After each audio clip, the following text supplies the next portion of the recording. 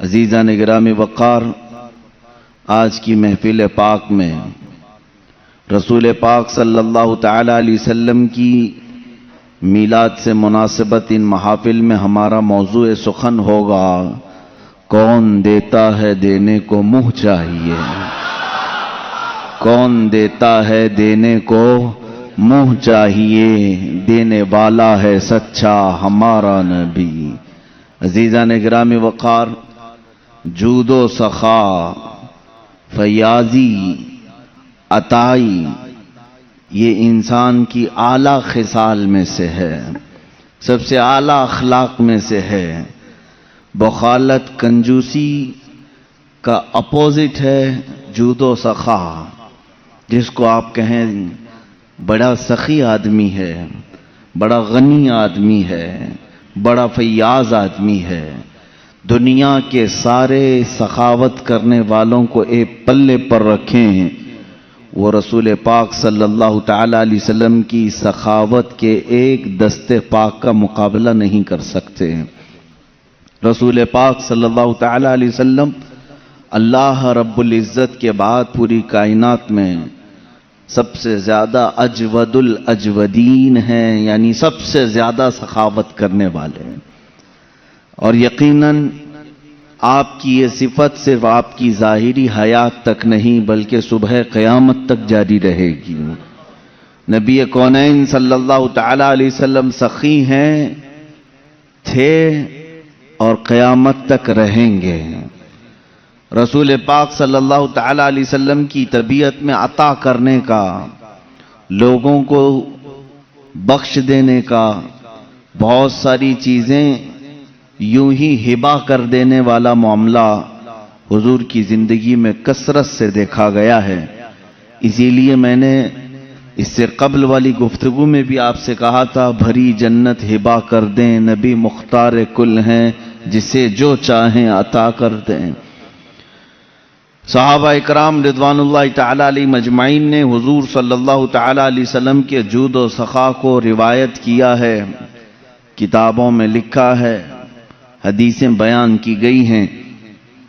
بخاری شریف کی حدیث ہے، اللہ کے نبی صلی اللہ تعالی علیہ وسلم کے پاس جب کبھی کوئی سائل آتا، کوئی کسی چیز کی حاجت لے کر آتا، رسول پاک صلی اللہ تعالی علیہ وسلم نے کبھی بھی اس کے لیے لا کا لفظ استعمال نہیں فرمایا، جس کا مطلب ہوتا نہیں، یعنی میں تجھے یہ نہیں دے سکتا، ایسا کبھی حضور نے نہیں فرمایا۔ مانگنے والوں نے ہر طرح کی چیزیں مانگی ہوں گی، اور دینے والے رسول نے کبھی نہ نہیں کہا، اور نہ کہنا میرے رسول پاک صلی اللہ تعالی علیہ وسلم کی عادت نہیں۔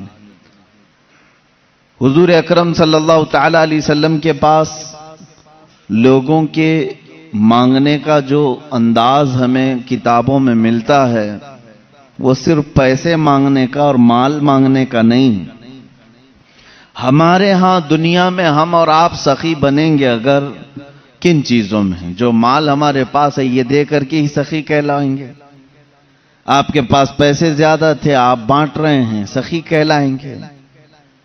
آپ کی سخاوت کے لیے یہاں دنیا میں صرف آپ کے پیسوں کا ہی اثر دکھتا ہے، آپ پیسے کسی کو دے رہے ہیں، یا چلیں اس کی بجائے آپ راشن بانٹ رہے ہیں تو سخی ہو گئے، یا چلیں اس کے علاوہ آپ اپنی جائیداد دے رہے ہیں کسی کو تو سخی ہو گئے، اس کے علاوہ کیا دے سکو گے؟ رسول پاک صلی اللہ تعالی علیہ وسلم کے پاس مانگنے والے صرف جائیداد یا صرف مال یا حصی چیزیں نہیں، بلکہ مانگنے والے اپنی بیماریوں کی شفا بھی مانگتے تھے۔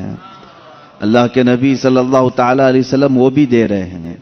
کسی نے اولاد مانگی، یہ ہمارے اور آپ کے اختیار میں نہیں ہے، لیکن رسول نے اس کے لیے دعا کی، اولاد بھی ملی۔ تو یہ سخاوت دنیا میں ہم میں سے کون کر سکتا ہے؟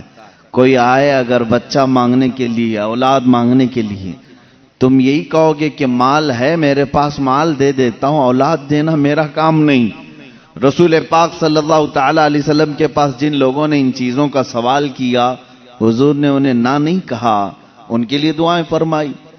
کئی ایسے صحابہ ہیں جنہوں نے اپنے ان چیزوں کا سوال کیا ہے جس کا براہ راست اللہ سے تعلق ہے، لیکن رسول کریم صلی اللہ تعالی علیہ وسلم نے نہ نہیں فرمایا۔ یہ اس بات کی دلیل ہے کہ دینے والا حقیقی مالک اللہ ہی ہے، لیکن رسول کے دروازے سے عطا کرتا ہے۔ ایک صحابی، یہ ترمذی شریف کی حدیث ہے، وہ آئے حضور پاک صلی اللہ تعالی علیہ وسلم کی بارگاہ میں، اپنی آنکھوں کا نابینا تھے، آنکھوں کی شکایت لے کر کے آئے۔ حضور اکرم صلی اللہ تعالی علیہ وسلم سے عرض کرنے لگے، میرے آنے جانے میں بڑی دقت ہوتی ہے، میں نمازوں کے لیے آ نہیں سکتا، اور آنکھ میری بینا نہیں ہے جس کی وجہ سے بڑی مشکلیں ہیں۔ حضور پاک صلی اللہ تعالی علیہ وسلم نے انہیں مسجد میں 2 رکعت نماز ادا کرنے کا حکم دیا اور فرمایا، جا اللہ رب العزت کی بارگاہ میں یوں عرض کر کہ اے اللہ، میں تیرے نبی کے واسطے سے تجھ سے آنکھ مانگ رہا ہوں۔ اس صحابی نے کہا، میں نے ایسے ہی کہا جیسے رسول نے فرمایا تھا، مسجد کے دروازے سے باہر نہیں نکلا تھا کہ میری آنکھیں روشن ہو چکی تھیں۔ اب یہ آنکھ دینا بھی اللہ کے حبیب صلی اللہ تعالی علیہ وسلم کے اختیار میں ہے۔ میرے عزیزو، حقیقی عطا کرنے والا مالک اللہ ہی ہے، لیکن رب تبارک و تعالی مسبب الاسباب ہے، پوری کائنات کو اس نے اسباب میں رکھا ہے۔ اگر کوئی تم سے یہ کہتا ہے یہ تو شرک ہے کسی اور سے مانگنا، اللہ ہی سے مانگنا چاہیے، اللہ ہی دیتا ہے۔ میرے عزیز، اللہ رب العزت کا دستور یہ ہے، وہ کسی بھی چیز کا محتاج نہیں۔ وہ چاہتا تو براہ راست تم کو آسمان سے اتار دیتا، ماں اور باپ کے ہونے کی ضرورت کیوں پیش آئی تمہارے؟ وہ اللہ تعالیٰ پوری کائنات کو اسباب میں رکھا ہے۔ ایک عورت ایک مرد کے اختلاط سے بچہ دنیا میں آتا ہے، یہ سب کو معلوم ہے کہ اللہ ماں اور باپ کا محتاج ہے۔ بغیر ماں باپ کے بھی اللہ بچہ پیدا کر سکتا ہے، لیکن اس نے کائنات کا نظام اسباب پر رکھا ہے۔ تمہیں وہ چاہے تو اناج سیدھے بارش برسا کر کے دے دے، لیکن نہیں، اس نے اسباب پر رکھا ہے کہ تم زمین کے اندر ایک بیج بوؤ گے، وہ کومپل کی شکل میں اگے گا، پھر پودا آئے گا، پھلیاں ہوں گی، اناج آئے گا، پھر کاٹو گے، پھر گھر میں اناج آئے گا۔ یہ اتنے مراحل سے جو گزارا جا رہا ہے، کیا اللہ اس چیز کا محتاج ہے؟ نہیں، محتاج نہیں، لیکن اس کا قانون ہے، وہ دنیا کی تمام چیزوں کو اسباب پر رکھا ہے۔ عزیزان گرامی، اس نے قرآن بھی ہمیں ڈائریکٹ نہیں دیا، چاہتا تو پورے انسانوں کو ایسی قرآن سنا دیتا، نہیں، بلکہ اپنے نبی کے سینے کے واسطے سے قرآن پہنچایا ہے۔ ایمان ہم تک رسول کے ذریعے سے آیا۔ ان تمام چیزوں میں جب تمہیں کوئی شک و شبہ نہیں ہوتا، تو پھر رسول پاک صلی اللہ تعالی علیہ وسلم کی بارگاہ کے متعلق اگر ہم یہ کہیں، وہاں سے شفا بھی مل سکتی ہے، اولاد بھی مل سکتی ہے، مال و متاع بھی مل سکتے ہیں، تو پھر شرک اور بدعت اور خرافات کے فتوے کیوں یاد آتے ہیں؟ یہاں پر بھی یہی فارمولے پہ عمل کرو، دینے والا حقیقی مالک اللہ ہی ہے، لیکن جس طرح وہ بارش برسانے کے لیے فرشتہ رکھا ہے، ہوا چلانے کے لیے فرشتے رکھا ہے، پوری کائنات کو رزق تقسیم کرنے کے لیے اپنا محبوب کیوں نہیں رکھے گا؟ رسول پاک صلی اللہ تعالی علیہ وسلم کا در یقیناً یہ اللہ کا ہی در ہے، بخدا خدا کا یہی ہے در، نہیں اور کوئی مفر مقر، جو وہاں سے ہو یہیں آ کے ہو، جو یہاں نہیں تو وہاں نہیں۔ میرے عزیزو، رسول پاک صلی اللہ تعالی علیہ وسلم کی جود و سخا کے متعلق صحابہ کرام نے جو روایات بیان کی ہیں، وہ میں چند روایات کے بعد آگے بڑھتا ہوں، مثالوں کے ذریعے سے، دلائل کے ذریعے سے آپ کو میں بتاتا ہوں۔ حقیقت میں آپ حضور پاک صلی اللہ تعالی علیہ وسلم کی ہر عادت کو سننے کے بعد، اس سے قبل آپ نے سنا ہے حضور حسن و جمال میں بے مثل و بے مثال تھے، حضور پاک صلی اللہ تعالی علیہ وسلم کا رحم کرنے میں کوئی دوسرا ثانی نہیں ہے، حضور پاک صلی اللہ علیہ وسلم کا عدل کرنے میں کوئی دوسرا ہمسر نہیں نظر آتا، ان کے برابر کسی بھی خلق میں، کسی بھی عادت میں کوئی دوسرا نہیں دکھتا، اسی طرح عطا کرنے میں بھی ان کے برابر کوئی دوسرا ملتا ہی نہیں۔ اخیر میں تم مجبوراً ہو یا مسروراً ہو یہ کہو گے سب سے اعلیٰ و والا ہمارا نبی، سب سے بالا و والا ہمارا نبی۔ آپ کو یہ کہنا پڑے گا حضور پاک صلی اللہ تعالی علیہ وسلم سب سے اعلیٰ ہیں۔ کن چیزوں میں؟ ہر عادت میں، ہر خصلت میں، ہر خلق میں میرے آقا کو اللہ تعالیٰ نے عظیم بنایا ہے۔ عزیزان گرامی، رسول پاک صلی اللہ تعالی علیہ وسلم کی سخاوت کے متعلق فرماتے ہیں صحابہ، خاص طور پر رمضان کا مہینہ جیسی آتا، اللہ کے نبی صلی اللہ تعالی علیہ وسلم اتنا عطا کرتے کہ پورے 11 مہینے میں اتنا نہیں ہو۔ 11 مہینے کی سخاوت ملا کر رمضان کا مقابلہ نہیں ہوتا۔ ایک بار بحرین سے حضرت علاء الحضرمی رضی اللہ تعالیٰ وہاں کے گورنر تھے، بحرین سے انہوں نے 1,00,000 درہم حضور کے تحفے میں پیش کیے۔ 1,00,000 درہم بہت بڑی قیمت ہوتی ہے، آج کے اعتبار سے 100 کروڑ کے اوپر چلے جائیں۔ وہ چاندی کے درہم ہوا کرتے تھے، ان کی مالیت، ان کی قیمت بہت زیادہ ہوا کرتی۔ حضور پاک صلی اللہ تعالی علیہ وسلم کی بارگاہ میں وہ 1,00,000 درہم آئے۔ صحابہ فرماتے ہیں حضور اکرم صلی اللہ تعالی علیہ وسلم نے مسجد نبوی کی فرش پر وہ سب بکھیر دیا اور بیٹھے رہے، یہاں تک کہ پورا دن حضور صلی اللہ تعالی علیہ وسلم ان اشرفیوں کے پاس، ان درہموں کے پاس بیٹھے رہے۔ مدینے والوں کو آواز دیا جاتا رہا، لوگ اپنی اپنی حاجتوں کے مطابق آتے تھے، اپنے تھیلے بھر بھر کر لے جاتے تھے، یہاں تک کہ حضرت عباس رضی اللہ تعالیٰ عنہ آئے۔ حدیث میں ہے انہوں نے اتنا جمع کیا کہ وہ اٹھا کر لے جا نہیں سک رہے تھے، اٹھا نہیں پا رہے تھے۔ حضور پاک صلی اللہ تعالیٰ علیہ وسلم سے وہ یہ کہنے لگے کہ یا رسول اللہ صلی اللہ علیہ وسلم کسی سے کہہ دیں کہ یہ میرا بوجھ اٹھا دیں، اور اگر کوئی نہیں اٹھا سکتا تو آپ ہی اٹھا کر کے دے دیں۔ یہ تھا حضور اکرم صلی اللہ تعالی علیہ وسلم کے عطا کرنے کا انداز، یہاں تک کہ مغرب سے پہلے وہ 1,00,000 درہم پورے مدینے میں خیرات ہو چکے تھے۔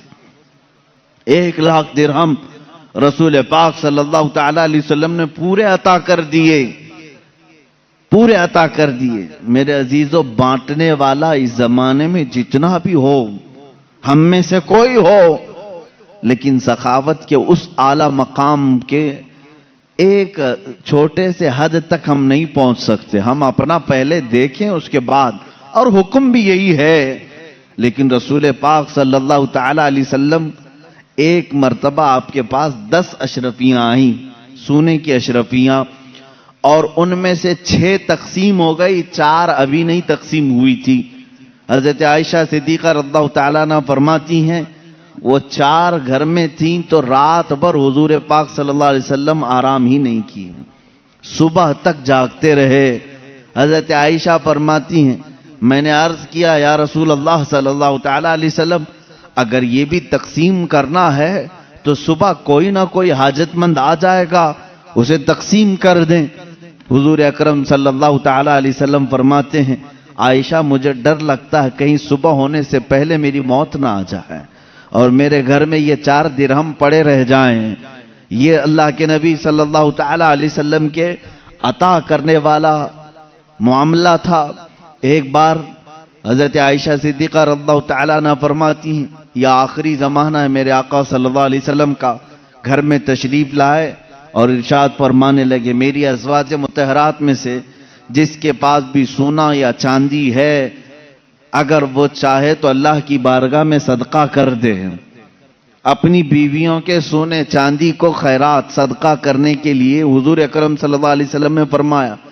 میرے عزیزو، یہ فرض اور واجب نہیں آپ کے اوپر، لیکن میں میرے نبی کی سخاوت آج عرض کر رہا ہوں، سخاوت عرض کر رہا ہوں۔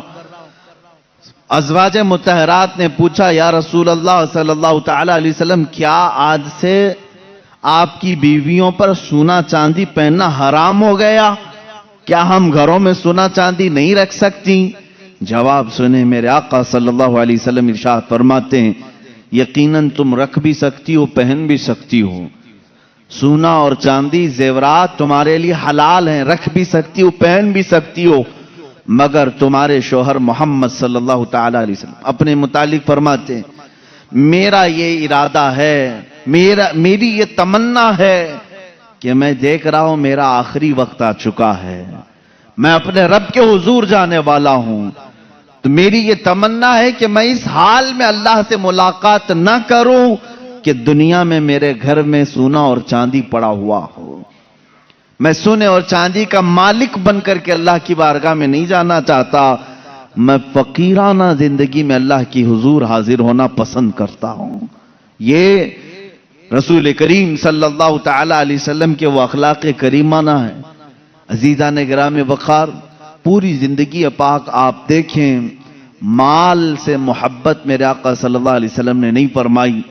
ہاں آپ کے لیے قدر ضرورت، بلکہ آپ زندگی میں اسلام کی روش پر چلتے ہوئے کروڑوں کما لیں، اسلام اس کو ناجائز نہیں کہتا، لیکن اگر تمہارے اوپر مال کی محبت کا غلبہ آ گیا، وہ غالب آ گیا، تو یہیں سے تمہاری بربادی کے بھی دن شروع ہو جاتے ہیں۔ کبھی ایسا اگر دل میں آنے لگ جائے کہ مال پورا میرے پاس ہے، زکوٰۃ نکالوں کہ نہیں نکالوں، سمجھ جانا کہ مال نے تمہارے دل پر غلبہ کر لیا ہے۔ تمہارے پاس 100 روپے تھے، 5 روپے کوئی سوال کرنے والا آ گیا تھا، تمہارے دل میں یہ خیال آنے لگ جائے 5 اس کو دوں یا نہ دوں، تو سمجھ لو کہ غلبہ تمہارے دل پر مال کا آ گیا ہے۔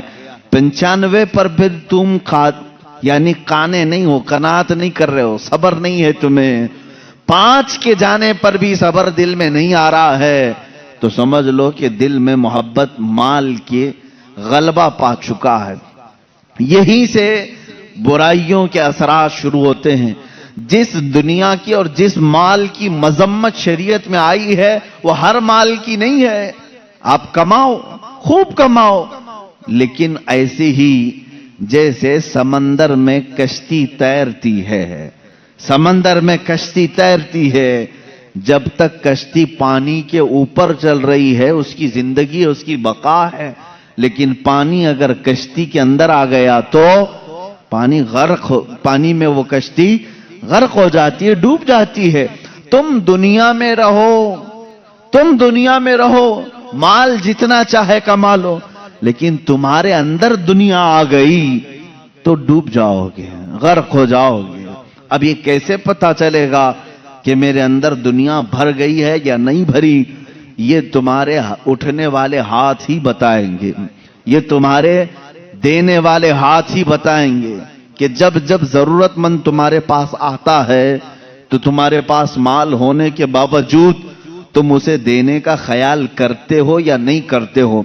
اگر کچھ بھی دینے کا خیال آیا ہے، اللہ کا شکر بجا لاؤ کہ اللہ نے تمہارے دل کو دنیا کی محبت سے پاک رکھا ہے، تم عطا کرنے والوں میں سے ہو، اور قیامت کے دن لوگوں کو دینے والا اور بانٹنے والا اللہ کا محبوب کہلائے گا، اللہ رب العزت کا وہ محبوب ہوگا، کیونکہ عطا کرنا اللہ کی صفت ہے، اور اس صفت پر جو دنیا میں عمل کرتا رہے گا وہ اللہ کا حبیب کہلائے گا۔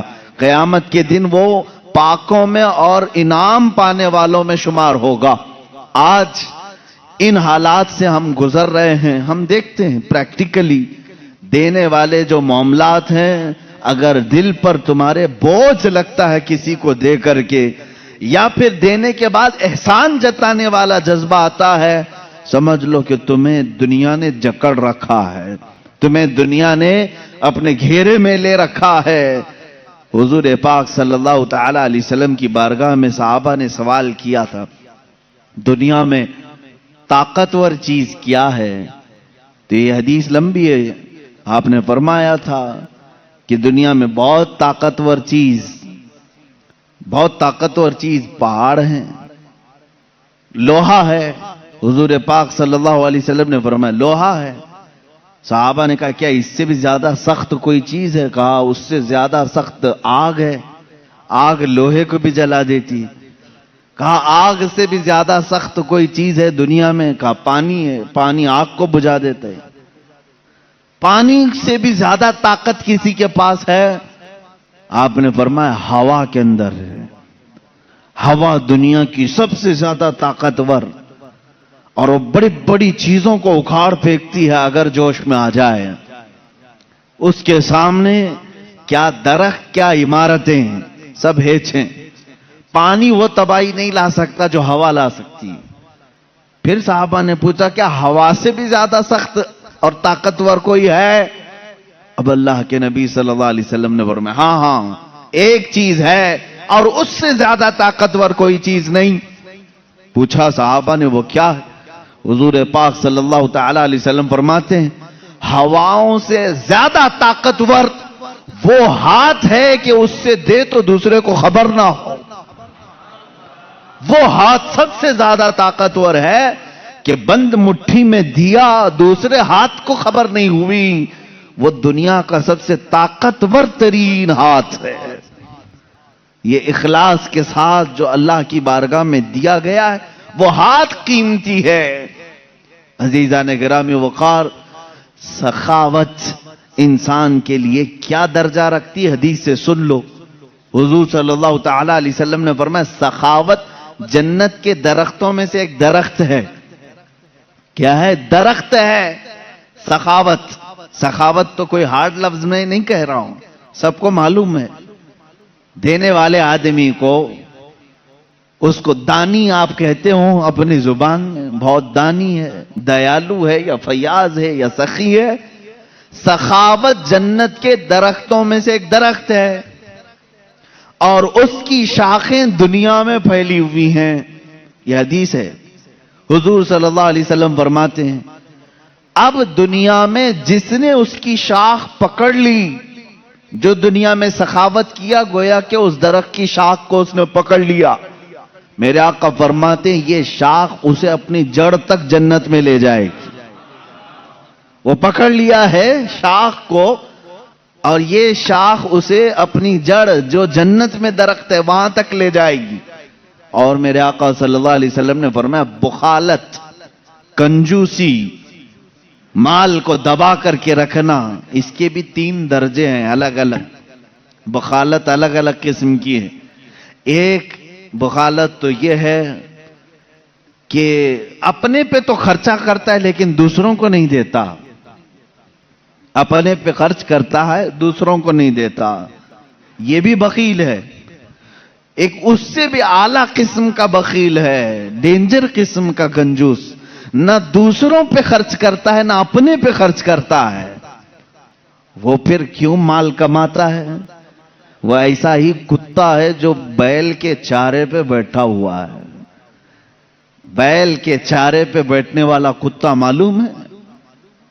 گھاس پہ، بیل گھاس کھاتا ہے، بکری گھاس کھاتی ہے، لیکن کتا اس چارے پہ بیٹھا ہوا ہے، نہ بکری کو کھانے دیتا ہے نہ خود کھاتا ہے۔ کتا گھاس نہیں کھائے گا اور نہ بکری کو کھانے دے گا۔ اس طرح بہت سارے کتے بیٹھے ہوئے ہیں۔ اب لفظ اگر سخت لگ رہا ہے تو معاف کریں، لیکن یہ حقیقت ہے۔ جو اس طرح کے مال پر جمے بیٹھے ہوئے ہیں وہ اسی کتے کی طرح ہیں جو نہ خود کھا سکتے ہیں نہ دوسرے کو کھانے دیتے ہیں۔ تو یہ بخالت کا اعلیٰ درجہ ہے۔ اور یہ کیا ہے بخالت؟ حدیث پاک میں ہے بخالت دوزخ کے درختوں میں سے ایک درخت ہے، جہنم کے درختوں میں سے ایک درخت ہے، اس کی شاخیں دنیا میں پھیلی ہوئی ہیں۔ جس نے کنجوسی کی، جس نے بخالت کی، اس نے اس بخالت کے درخت کی شاخ کو پکڑ لیا۔ اب یہ شاخ اسے اپنے جڑ جہنم تک لے کر جائے گی، وہ دوزخ تک اسے لے جائے گی۔ بخیل آدمی دوزخ میں لے جائے گا. حدیث ہے السخی قریب من اللہ وقریب من الملائکۃ وقریب من الناس وبعید من النار. حضور فرماتے ہیں سخی آدمی اللہ سے قریب ہے، فرشتوں سے قریب ہے، جنت سے قریب ہے، تمام انسانوں سے قریب ہے، دوزخ سے دور ہے. والبخیل بعید من اللہ بعید من الملائکۃ وبعید من الجنت وبعید من الناس وقریب من النار. حضور فرماتے ہیں اور بخیل آدمی، کنجوس آدمی اللہ سے دور ہے، فرشتوں سے دور ہے، انسانوں سے دور ہے، جنت سے دور ہے، لیکن دوزخ سے بہت قریب ہے، دوزخ سے زیادہ قریب ہے. عزیزان گرامی، میرے نبی کی صفات میں کبھی بخالت آئی نہیں، وہ کسی چیز میں بخالت نہیں کیے، بلکہ ان کے صحابہ کی سخاوت کا حال یہ ہے کہ جو کوئی ان کے گھروں پر آتا تھا اسے اتنا عطا کرتے کہ وہ اپنی قوم میں جا کر کے اعلان کرتے کہ محمد عربی صلی اللہ علیہ وسلم کے غلام اتنا عطا کرتے ہیں کہ ہماری کئی پشتیں اس پر کھا کر گزارا کر سکتی. نبی کونین صلی اللہ علیہ وسلم کی عطا کرنے کا حال تو بہت اعلیٰ ہے. صفوان بن امیہ، جن کے متعلق میں نے اس سے قبل بھی بیان کیا تھا، جنگ بدر میں امیہ جس کو قتل کیا گیا تھا، صفوان امیہ کا بیٹا حضور پاک صلی اللہ تعالی علیہ وسلم سے ملنے کے لیے آیا اور اللہ کے نبی صلی اللہ تعالی علیہ وسلم سے اس نے سوال کیا، کیا آپ مجھے کچھ دے سکتے ہیں؟ حضور پاک صلی اللہ علیہ وسلم نے اس وقت صفوان کو اتنی بکریاں دی کہ صحابہ فرماتے ہیں 2 پہاڑوں کے بیچ میں جتنی جگہ تھی وہ سب بکریوں سے بھر گئی. ایک شخص کو اتنی بکریاں دی. اب وہ جا کر کے مکہ میں، وہ اسلام قبول کر چکے تھے بعد میں، وہ صحابی رسول، اپنی پوری قوم کو بتایا، اے لوگوں بھلائی چاہتے ہو تو اسلام میں آؤ، اس لیے کہ رسول اتنا دیتے ہیں کہ تمہاری 7 پشتیں گزار لیں گی. محمد صلی اللہ علیہ وسلم اتنا دیتے ہیں کہ تمہاری 7 پشتیں کھا کر آرام سے گزارا کریں گی. حضور اکرم صلی اللہ تعالی علیہ وسلم کی زندگی پاک میں جب کبھی کسی نے آپ سے کسی چیز کا سوال کیا اور اگر اس وقت آپ کے پاس نہ رہا مال تو کیا حضور منع کر کے کل کے لیے ٹال دیتے؟ صحابی رسول فرماتے، حضرت عمر فاروق رضی اللہ تعالیٰ عنہ بھی مجلس میں حاضر ہیں، ایک مرتبہ 90,000 درہم آئے حضور کے پاس، 90,000 درہم بانٹتے رہے سب ختم ہو گئے.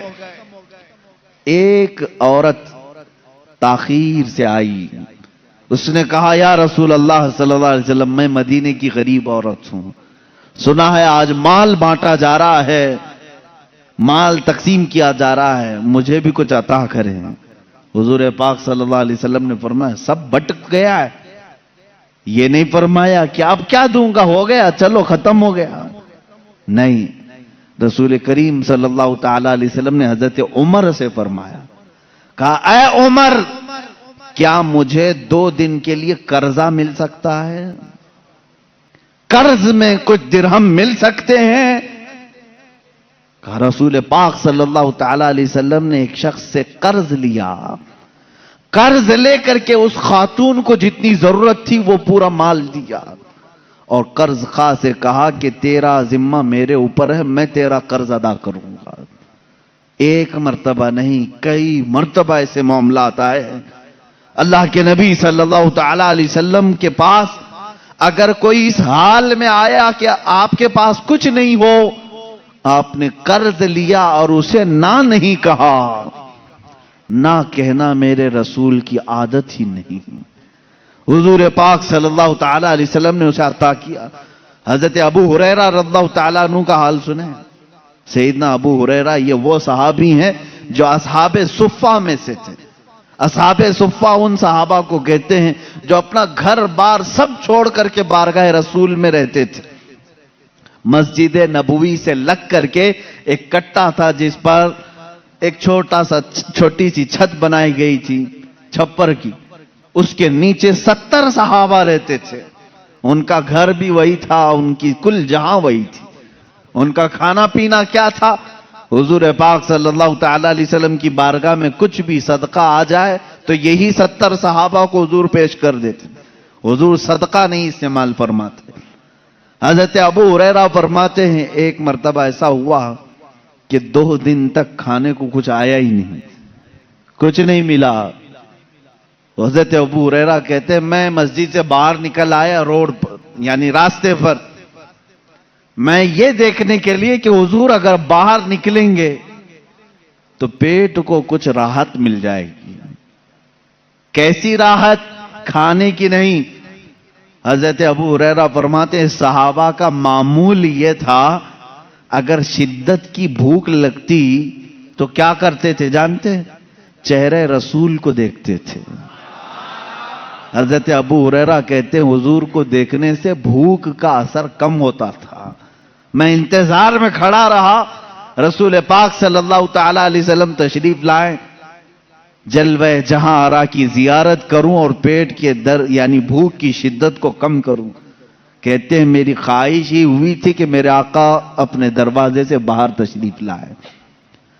حضرت ابو ہریرہ دوڑتے ہوئے گئے, کہتے ہیں میں جھک گیا تھا بھوک کی وجہ سے. اللہ کے نبی صلی اللہ تعالی علیہ وسلم نے پوچھا ان سے, ابو ہریرہ اس دوپہر کے وقت کس چیز نے تجھے باہر نکالا؟ کون سی چیز تجھے باہر لے آئی؟ حضرت ابو ہریرہ کے اپنے پیٹ کی طرف اشارہ کر کے کہنے لگے یا رسول اللہ صلی اللہ علیہ وسلم بھوک ہے, بھوک ہے. حضور اکرم صلی اللہ تعالی علیہ وسلم مسکرائے. حضرت ابو ہریرہ فرماتے ہیں اللہ کے نبی صلی اللہ علیہ وسلم نے اپنا جبہ اٹھایا اور دکھایا تو اس پر 2 پتھر بندھے ہوئے تھے. حضرت ابو ہریرہ نے پوچھا یا رسول اللہ صلی اللہ علیہ وسلم یہ کس کے لیے؟ میرے آقا صلی اللہ علیہ وسلم نے فرمایا ابو ہریرہ پچھلے 3 دن سے میرے گھر میں بھی فاقہ ہی ہے لیکن اس پر بھی مسکراہٹ ہے, شکوہ و شکایت نہیں. فاقہ تو میرے آقا کا شوق تھا, ورنہ وہ مالک و مختار رسول ہیں, ان کے لیے دسترخوان جنت سے اتارے جائیں. فاقہ میرے آقا کا شوق تھا. حضور پاک صلی اللہ تعالی علیہ وسلم جب یہ کہتے ہیں تو حضرت ابو ہریرہ نے کہا ان کے گھر میں 3 دن سے فاقہ ہے, میں تو 2 دن سے بھوکا تھا, اب کیا کہوں؟ لیکن یہاں پر بھی نہ کہنا میرے آقا کی عادت نہیں. ابو ہریرہ سے کہا چلو تمہارا کچھ نہ کچھ انتظام کریں گے. لے کر کے راستے سے چلے تو حضرت ابو بکر و عمر بھی مل گئے. وہ دونوں بھی بھوکے تھے, وہ بھی بھوک کی وجہ سے ہی باہر نکلے تھے. حضور صلی اللہ تعالی علیہ وسلم ان ساتھیوں کو لے کر سیدھے ابو ایوب انصاری کے مکان پر آئے. میزبان رسول تھے. اللہ کے نبی صلی اللہ تعالی علیہ وسلم ان کے گھر پر اکثر جایا کرتے تھے. وہ کتنے خوش نصیب صحابہ ہیں جن کے گھر کائنات کا آقا آتا ہو. حضور صلی اللہ تعالی علیہ وسلم خود تشریف لے آتے. حضرت ابو ایوب انصاری گھر پر تھے, دیکھا حضور پاک تشریف لائے. حضور نے خود پوچھا کہ ابو ایوب گھر میں کھانے کا کچھ ہے؟ انہوں نے کہا اے اللہ کے نبی صلی اللہ تعالی علیہ وسلم پکا تو کچھ ہے نہیں, آپ حکم فرما دیں تو ایک بکری کا بچہ ہے اسے ذبح کر دوں. حضور اکرم صلی اللہ علیہ وسلم نے حکم فرمایا, بکری ذبح ہو گئی. اب یہاں پر دیکھیں یہ صحابہ حضور کے ساتھ دسترخوان پر ہیں, بکری ذبح ہوئی صحابی رسول کے گھر میں. حضرت ابو ایوب یہ کبھی نہیں سوچتے تھے ایک ہی بچی ہے وہ بھی مہمان آ گئے, بلکہ وہ جب بھی حضور تشریف لاتے وجد میں آتے تھے. اپنی خاتون سے کہتے تھے کہ آج میری کامیابی کا دن ہے, آج ہمارے اوج ہیں, آج ہمارے مقدر جاگے ہوئے ہیں. حضرت ابو ایوب کے گھر کھانے سالن بنا گوشت کا. حضرت ابو ہریرہ فرماتے ہیں کہ گوشت کے سالن کے انتظار میں ہم تھے, کافی بھوکے تھے. بھوک کتنی لگی ہوئی تھی، لیکن دسترخوان پر جب سالن بن کر کے آیا، میرے عزیزو یہ رسول پاک کا وہ گھرانہ ہے جو پوری کائنات کو نوازتا ہے، لیکن خود اللہ کے حبیب صلی اللہ تعالی علیہ وسلم نے سادگی کو پسند فرمایا ہے۔ یہ آپ کا فقر تھا، دسترخوان پر سالن آیا۔ حضرت ابو ہریرہ اس وقت تک یہ سوچتے تھے شاید میرے سے زیادہ بھوکا کوئی نہیں ہوگا، میرے سے زیادہ کوئی بھوکا نہیں رہے گا۔ جب سالن ڈالا جانے لگا تو میرے آقا صلی اللہ علیہ وسلم نے ایک اور کٹوری منگوائی، سالن کو نصف کیا اور کہا جاؤ میری بیٹی فاطمہ کے گھر دے آؤ، اس لیے کہ پچھلے 9 دن سے وہ فاقے میں ہے۔ اللہ اکبر! یہ لجپال گھرانہ، سخی گھرانہ، نہ کہنا ان کی عادت نہیں، قرآن نے تو ان کی فضیلت میں آیت نازل کی، وَيُطْعِمُونَ الطَّعَامَ عَلَى حُبِّهِ مِسْكِينًا وَيَتِيمًا وَأَسِيرًا۔ آپ نے سنا ہوگا سیدہ کائنات فاطمہ الزہرا کے گھر میں روزے سے تھے سارے لوگ، ایک دن ایک یتیم آیا 5 روٹیاں دے دیں، دوسرے دن ایک قیدی آیا 5 روٹیاں دے دی، ایک مسکین آیا اسے 5 روٹیاں دیں، 3 دن تک صرف پانی پر وہ افطار کرتے رہے۔ اس سخاوت کے درجے کو میں سمجھتا ہوں پوری دنیا نہیں پہنچ سکتی، پوری کائنات نہیں پہنچ سکتی۔ حاتم طائی کی جو سخاوت مشہور ہے، کوئی مجھے یہ نہیں بتا سکتا کہ حاتم طائی خود بھوکا رہ کر لوگوں کو دیا ہو۔ ہاں، خود کا گھر ٹھیک ٹھاک تھا، کھا پی کر کے دوسروں کو دیا جا رہا تھا، لیکن رسول پاک کی سخاوت میں یہ اثر آپ کو دیکھنے کو ملے گا۔ اللہ کے نبی صلی اللہ تعالی علیہ وسلم نے فقر کو اختیار کیا، لیکن امت کو ہمیشہ مالدار دیکھا، امت کے نصیبے کو ہمیشہ بلند فرمایا۔ جو نہ بھولا ہم غریبوں کو رضا، یاد اس کی اپنی عادت کیجیے۔ میرے عزیزوں، بعض لوگوں کو یہ غلط فہمی نہ ہو جائے، رسول پاک صلی اللہ تعالی علیہ وسلم اگر مالک و مختار تھے تو پیوند لگا لباس کیوں پہنتے تھے؟ کھجور کے رہتے، سونے کی کرسی پر بیٹھتے۔ آپ مجھے بتاؤ اس سنت پر اگر امت کو عمل کرنا ہوتا تو کیا کرتی؟ حضور کی ہر سنت پر عمل کرنے کی خواہش امتی کی ہے یا نہیں؟ میرے آقا جیسے جیسے کرتے تھے اس کو سنت کہتے ہیں۔ اگر رسول پاک بڑے عالیشان محل بناتے اور سونے کی کرسی لیتے تو مجھے بتاؤ اس سنت پر کتنے لوگوں کا عمل ہو سکتا تھا؟ حضور کی پوری زندگی ایسی عادتیں ہیں کہ بغیر چھت والا غریب بھی میرے آقا کی سنت پر عمل کر سکتا ہے۔ حضور کی سنتوں پر عمل کرنا ہر امت کے لیے آسان ہے، اسی لیے میرے آقا صلی اللہ تعالی علیہ وسلم نے ہائی پروفائل کی زندگی اختیار نہیں کی، کیونکہ امت پر دشوار نہ ہو، امت میری اداؤں پہ اور سنتوں پہ عمل کرنے میں دشواری محسوس نہ کرے۔ اب آئیں اللہ کے نبی صلی اللہ تعالی علیہ وسلم جو بے انتہا عطا کرتے تھے، بے حساب نوازتے تھے، اس کی چند مثالیں میں عرض کروں۔ بارگاہ رسالت مآب صلی اللہ تعالی علیہ وسلم سے کس کو کیا ملا ہے یہ وہ لوگ بتائیں گے جن کو ملا ہے۔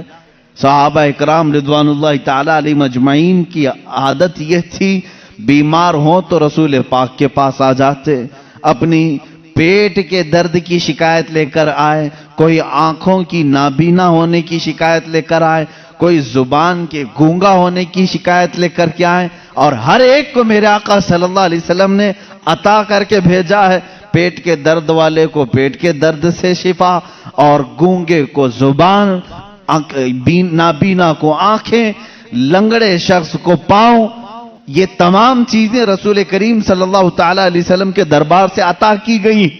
اب مسئلہ یہاں آتا ہے، اب جب ہم یہ بیان کرتے ہیں رسول سخی تھے، بے حساب عطا کرتے تھے، تو کچھ لوگ کہتے ہیں ہمیں ایکسپٹ ہے اس چیز کا، ہم مانتے ہیں، لیکن وہ ان کی زندگی میں تھا، اب تو وہ قبر میں جا چکے ہیں، اب وہ قبر میں جا چکے، اب تم مت مانگو۔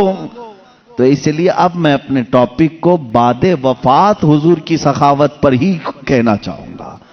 حضور کی وفات کے بعد وہ کیا کیا عطا کرتے ہیں۔ میرے عزیزو، مثالیں یہاں ہمارے پاس جتنی موجود ہیں کتابوں میں، حضور کی حیات سے زیادہ وفات کے بعد کی ہیں، کیونکہ میرے آقا صلی اللہ تعالی علیہ وسلم اپنی ظاہری حیات میں 63 سال تک رہے، لیکن وفات ہو کر کے اب 14 صدیاں قریب آ گئی ہیں، یعنی 1390 سال سے زیادہ قریب ہو گئے۔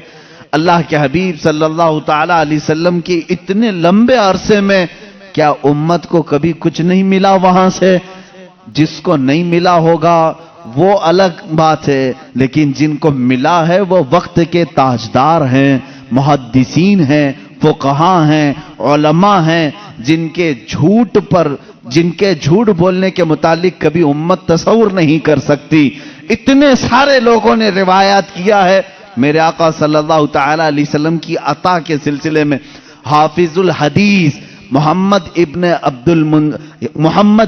ابن منقدر رضی اللہ تعالیٰ بڑے حدیث کے حافظ ہیں۔ حافظ کہتے ہیں جس کو 1,00,000 سے زیادہ حدیثیں یاد ہوں، یہ محدث ہیں۔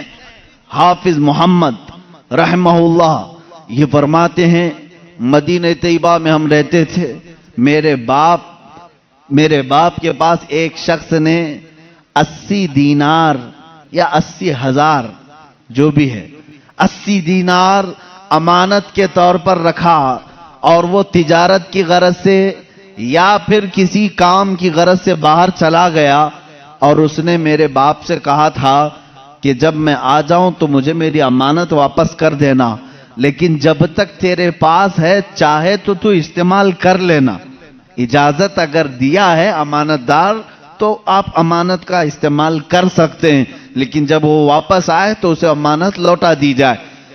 حافظ الحدیث محمد رحمہ اللہ فرماتے ہیں میرے باپ کو 80 دینار دیے اس شخص نے، اور پھر وہ چلا گیا۔ میرے والد نے ضروریات کے مطابق خرچ کر لیا۔ انہوں نے سوچا وہ لمبا وقت لگے گا آنے کے لیے، اسے تقریباً پورے 80 دینار خرچ ہو گئے۔ اتفاق ایسا کہ وہ بہت جلدی واپس آ گیا، اور اس نے سوال کیا کہ میں نے جو امانت آپ کے پاس رکھی تھی وہ مجھے واپس دیتے ہیں۔ یہ حافظ الحدیث مدینہ طیبہ میں رہنے والے حضور صلی اللہ تعالی علیہ وسلم کی وفات کے کئی سو سال بعد تشریف لائے، کئی دہائیوں کے بعد تشریف لائے۔ اب یہ کہتے ہیں میرے والد گھبرا گئے کہ میں اس کی امانت کو کیسے لوٹاؤں۔ 80 دینار اسی وقت فوراً لا کر کے پیش کرنا یہ معمولی بات نہیں تھی۔ آپ نے کہا مجھے 1 دن کا وقت دے دے، کل تک میں انتظام کرنے کی کوشش کرتا ہوں۔ اب ان کو شرمندگی لاحق ہو گئی، میں نے اس کی امانت کا استعمال کر لیا، بدنام نہ ہو جاؤں، اور انتظام کروں تو کہاں سے کروں۔ حافظ الحدیث رحمہ اللہ فرماتے ہیں میرے باپ سیدھے قبر رسول کے پاس آ گئے، روضہ رسول کے پاس بیٹھ کر رونے لگے، اور میں نے دیکھا ظہر سے عصر تک، عصر سے مغرب تک، مغرب سے عشاء، عشاء سے فجر تک وہ وہیں قبر رسول کے پاس بیٹھے رہے، روتے تھے، بار بار بارگاہ رسول صلی اللہ تعالی علیہ وسلم سے اتنا کہتے تھے کہ میرے آقا میری عزت کی حفاظت کر لیں، میری لاج رکھ لیں، میں نے وہ امانت خرچ کر دی، اب میرے پاس دینے کی طاقت نہیں۔ فجر کی نماز ہوئی، حافظ الحدیث محمد ابن منقدر رحمہ اللہ فرماتے ہیں ایک شخص مسجد نبوی شریف میں داخل ہوا، نماز ادا کی، فوراً یہ ہمارے والد کے پاس آیا اور ایک تھیلی ان کے سامنے پیش کی جس میں 80 دینار رکھے ہوئے تھے، کہا یہ لو میری طرف سے نذرانہ ہے۔ حضرت حافظ الحدیث کے والد کہتے ہیں میں نے گنا پورے 80 دینار تھے، اس کے بعد میں شکر بجا لایا کہ مجھے کوئی تو دینے والا آیا ہے، لیکن جاتے جاتے اس شخص نے پوچھا کہ اے بندے کیا تو نے کل سے حضور سے شکایت لگا رکھی ہے؟ کل سے تو حضور کی بارگاہ میں شکایت لگا رکھی ہے؟ یہ کہتے ہیں میں کھڑا ہو گیا، میں نے پوچھا دینے والے تو نے نذرانہ کہہ کر کے دیا، میں نے حضور سے شکایت کی ہے یا نہیں کی ہے، اس سے تیرا کیا تعلق ہے؟ وہ کہتا ہے بات در حقیقت یہ ہے، کل میرے رات میں معراج ہو گئی، میرے آقا تشریف لائے خواب میں اور تیری طرف مجھے اشارہ کر کے بتایا کہ اس شخص کو 80 دینار کی ضرورت ہے، تو اپنے گھر سے لے جا کر دے دے، یہ تیرا قرض میرے اوپر رہے گا۔ رسول پاک نے جب یہ فرمایا کہ تیرا قرض میرے اوپر رہے گا اور وہ میں قیامت کے دن ادا کروں گا، میرے لیے اس سے بڑھ کر کے نعمت کیا تھی؟ اے بندے، تو مانگنے والا نہیں، میرے لیے جنت لے کر کے آیا ہے، مدینہ طیبہ میں تو آیا ہے جس کی وجہ سے مجھے قیامت کے دن میرے آقا کی شان سے انعام ملیں گے۔ عزیزان گرامی، حافظ الحدیث رحمت اللہ تعالی علیہ فرماتے ہیں میں نے وفات رسول کے بعد بھی قبر رسول سے سخاوت کو دیکھا ہے، جود و سخا کو دیکھا ہے۔ کون دیتا ہے دینے کو منہ چاہیے، دینے والا ہے سچا ہمارا نبی۔ میرے اعلیٰ حضرت فاضل بریلوی رحمت اللہ تعالی علیہ میرے آقا صلی اللہ تعالی علیہ وسلم کی بارگاہ میں اسی چیز کا حوالہ دیتے ہوئے کہتے ہیں، حضور پاک صلی اللہ تعالی علیہ وسلم کی بارگاہ میں مانگیں گے مانگے جائیں گے، منہ مانگی پائیں گے۔ سرکار میں نہ لا ہے نہ حاجت اگر کی ہے، یہاں اگر مگر پہ بھی نہیں دیا جاتا اور نہ بھی نہیں کہا جاتا۔ ایک دو نہیں، کئی مثالیں ہیں۔ ایک مرتبہ حاجیوں کا ایک قافلہ حج کے لیے نکلا، اس میں ایک غریب آدمی کو خدمت کے لیے انہوں نے رکھ لیا، اس کا نام برا تھا۔ برا شخص حاجیوں کے خدمت کے لیے نکلا تھا۔ اب غریب آدمی سیٹھوں کی خدمت کر رہا تھا، حج ہوا، ظاہر سی بات ہے امیروں کا جیسے حج ہوا غریب کا بھی حج ہو گیا۔ گیا تھا خدمت کے لیے، جیسے آج بھی ٹور والوں کے ساتھ باورچی چلے جاتے ہیں، ان کا بھی حج ہو جاتا ہے۔ کھانا پکانے کے لیے گئے تھے لیکن حج بھی ہو گیا۔ اب حج ہونے کے بعد مدینے آئے تو سارے سیٹھوں نے مل کر اس کا مذاق اڑایا، کہا برا تو طفیلی حج کر لیا، پیسے تو کچھ لگایا نہیں، ہماری خدمت کے لیے آیا اور حج ہو گیا، پتہ نہیں تیرا قبول ہوا بھی کہ نہیں ہوا۔ غریب کو تانا مت دو میرے عزیزو، اس کے دل پر یہ چوٹ لگی، دل پر بہت گہرا اثر ہوا۔ غریب ہوں مالدار نہیں لیکن حج تو کیا ہے نا۔ لیکن ان امیروں نے یہ کہا کہ تیرا حج قبول ہوا کہ نہیں ہوا، وہ رونے لگا اور روتے روتے بارگاہ رسول میں حاضر ہو گیا۔ رسول پاک صلی اللہ تعالی علیہ وسلم کی قبر اطہر کے پاس بیٹھا رہا اور روتے روتے ظہر ہو گئی۔ اس نے کہا آقا آپ کی امت کے غریب کو لوگوں نے چھیڑا ہے، کیا آپ کا غریب بے سہارا بے کس بے یار و مددگار رہے گا؟ اس کے حج کے متعلق لوگ سوال کر رہے ہیں، پیسے والے سوال کر رہے ہیں۔ دنیا نے دیکھا قبر رسول صلی اللہ تعالی علیہ وسلم کے کنارے سے ایک چٹھی برآمد ہوئی جس پہ لکھا ہوا تھا برا بریء من النار وقبل الحج، برا جہنم سے آزاد ہے، اس کا حج قبول ہو چکا ہے۔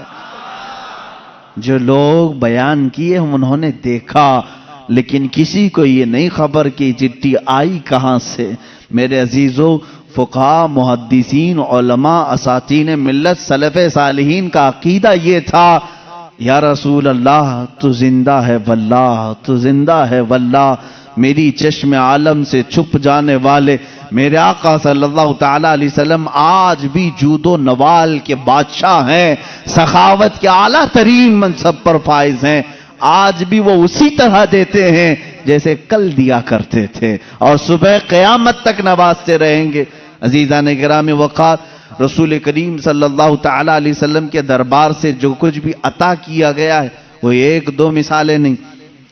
حافظ الحدیث ہیں ابو حفص سمرقندی رحمہ اللہ، ایک مشہور عالم دین ہے، انہوں نے اپنی کتاب میں لکھا ہے کہ مکہ مکرمہ میں ایک شخص کے ساتھ ایسا معاملہ پیش آیا کہ اس شخص کے والد کا انتقال ہوا، والد کا، باپ کا انتقال ہوا، لیکن باپ کا جیسے انتقال ہوا اچانک اس کے گھر میں معاملہ یہ ہوا کہ اس کے باپ کا چہرہ بگڑ گیا تھا، جانور کی طرح ہو گیا تھا۔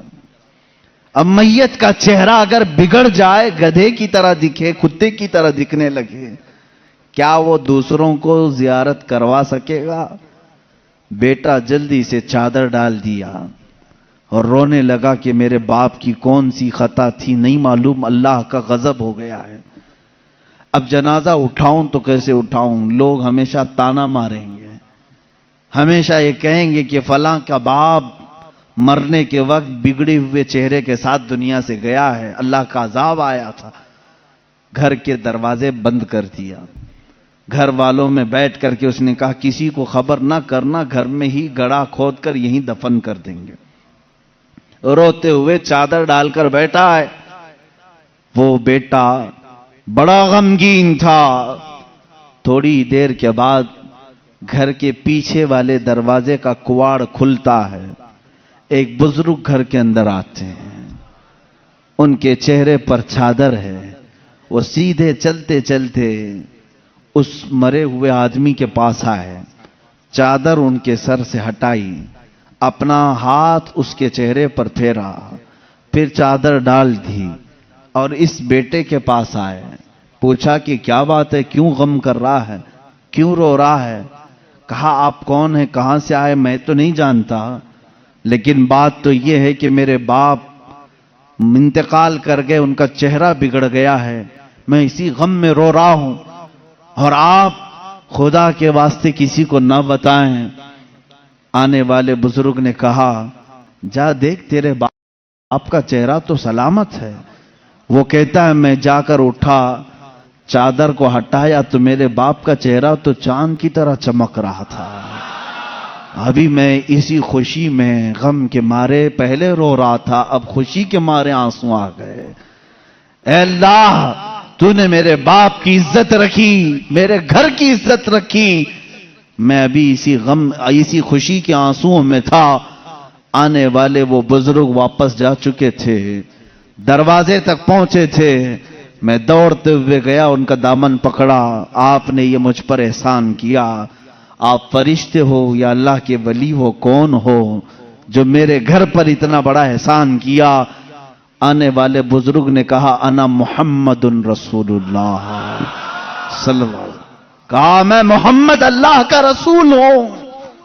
حضور پاک صلی اللہ تعالی علیہ وسلم نے فرمایا تیرے باپ کے انتقال کے وقت بات یہ تھی کہ اس کی ایک اچھی عادت تھی، تیرے باپ کی ایک اچھی عادت یہ تھی، یہ اس وقت تک سونے کے لیے بستر پر نہیں لیٹتا تھا جب تک رات میں 100 مرتبہ مجھ پہ درود نہیں بھیجتا تھا۔ ہر رات 100 مرتبہ یہ درود بھیجتا، پھر سوتا، لیکن اس کی ایک خطا تھی، ایک گناہ تھا اس کا، لیکن باپ کا گناہ میں بیٹے کو نہیں بتاؤں گا۔ میرے آقا صلی اللہ تعالی علیہ وسلم نے چھپایا، اس گناہ سے اللہ ناراض تھا جس کی وجہ سے اس کا چہرہ بدل گیا۔ یہ مکہ مکرمہ کی بات ہے، مکہ مکرمہ کی بات ہے، اس کی وجہ سے اس کا چہرہ بدل گیا۔ تیرے باپ کا روزانہ پڑا ہوا درود جو فرشتہ میرے بارگاہ تک پہنچاتا ہے، اس فرشتے نے مجھے خبر کی کہ اے اللہ کے رسول، آپ کے فلاں غلام کے ساتھ غضب ہو گیا ہے، اللہ نے عذاب نازل کیا، اس کا چہرہ بگڑ گیا ہے۔ اے رسول پاک، وہ بندہ روزانہ پر 100 بار درود بھیجتا تھا، کرم فرمائے۔ حضور فرماتے ہیں میں اسی وقت چل کر تیرے گھر آیا، تیرے باپ کا چہرہ بگڑا تو تھا، مگر میں نے میرے مولا سے سوال کیا، اے اللہ، تیرے حبیب پر درود بھیجنے والا، اس کے چہرے کو اگر تو سلامت نہیں رکھے گا تو آنے والے لوگ تانا دیں گے کہ رسول پر درود بھیجنے والا بھی نہیں بچ پایا۔ اے مولا، تو میرے ذریعے سے اس کے چہرے کو سلامت کر دے۔ اللہ نے میری دعا قبول کی، میں نے اس کے چہرے پر ہاتھ رکھا، اللہ نے تیرے باپ کے چہرے کو چمکتے چاند کی طرح کر دیا۔ وہ عطا کرنے پر آئیں تو بے حساب عطا کریں، بعد وفات کی بات میں کر رہا ہوں، یہ ظاہری زندگی کی بات نہیں. وفات ہو کر کئی سال ہو چکے تھے تب کی بات ہے. اسی لیے تو ہم عاشقوں کا یہ کہنا ہے، یا رسول اللہ سنا ہے آپ ہر عاشق کے گھر تشریف لاتے ہیں، میرے گھر میں بھی ہو جائے چراغاں یا رسول اللہ، میرے دل میں بھی ہو جائے چراغاں یا رسول. میرے آقا آؤ کہ مدت ہوئی ہے تیری راہ میں اکھیاں بچھاتے بچھاتے، بڑے دن ہوئے ہیں میرے آقا گھر کو سجاتے سجاتے. اللہ کے نبی صلی اللہ تعالی علیہ وسلم کا انتظار کرو اے مسلمانوں، چاہے ہماری زندگی اس پہ فنا ہو جائے، ختم ہو جائے، دید کے لیے ترستے رہو اور اسی انتظار میں تمہاری زندگی کٹنا چاہیے. اب کی رات آئیں کہ تب کی رات آئیں، جب یہ راتیں زندگی کی کٹ جائیں وہ رات تو ضرور آئے گی جو قبر کی پہلی رات ہوگی، وہاں تو دیدار کرو گے انشاءاللہ، لیکن اس دیدار کے انتظار میں اپنی زندگی کاٹو. یہ نہیں کہ اپنی آنکھوں کو حسیناؤں کی غلاظت سے بھر لو، گندی تصویروں سے گندی فلموں سے اپنی آنکھوں کو داغدار کر لو.